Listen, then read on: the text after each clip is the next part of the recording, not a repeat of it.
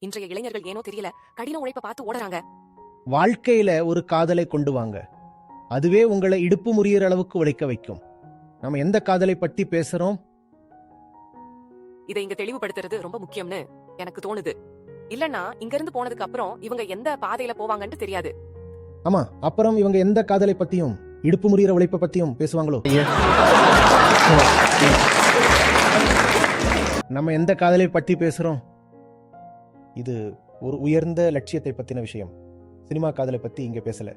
இந்த சமூகத்தில் இருக்கிற சாதாரண காதலை பத்தியும் பேசல. அதாவது, நான் உனக்கு மனசை கொடுத்துட்டேன், இந்த ரோஜா பூவை வாங்கிக்கோ, அதை பத்தி பேசல.